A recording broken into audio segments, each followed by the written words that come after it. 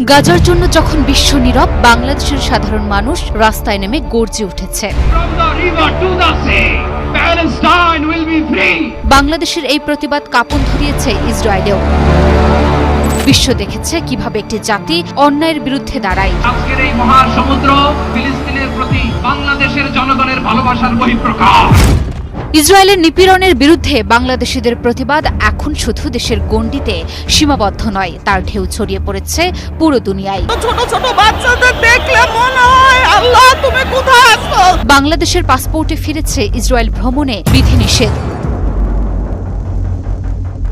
গাজার জন্য যখন বিশ্ব নীরব, তখন কিছু কণ্ঠ জেগে উঠেছে, আর সেই কণ্ঠ যখন আসে এক দুর্বল ভাবা দেশের বুক থেকে, তখন ইতিহাসও থমকে দাঁড়ায়। ইসরায়েলি আগ্রাসনের বিরুদ্ধে যখন অনেক দেশ কূটনৈতিক ভারসাম্য রাখছে, তখন বাংলাদেশের সাধারণ মানুষ রাস্তায় নেমে গর্জে উঠেছে। বিশ্ব শক্তির চোখ রাঙানি উপেক্ষা করে বাংলাদেশ দাঁড়িয়েছে সত্যের পক্ষে। এই প্রতিবাদ ছিল না কোনো রাজনৈতিক দলের খেলা, ছিল না ভোটের কৌশল, এটা ছিল মানবতার পক্ষে দাঁড়ানোর এক নির্ভেজাল চেতনা।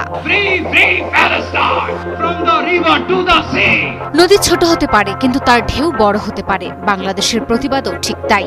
বাংলাদেশ আওয়াজ তুলেছে, যার প্রতিধ্বনি এখন বিশ্বজুড়ে। বাংলাদেশ আজ এক মুঠো প্রতিবাদ দিয়ে বিশ্বকে পথ দেখাচ্ছে। বিশ্ব দেখেছে কিভাবে একটি জাতি অন্যায়ের বিরুদ্ধে দাঁড়ায়, কিভাবে একদল যুবক, বৃদ্ধ, নারী, শিশু সবাই মিলে বলছে, গাজা তুমি একা নও।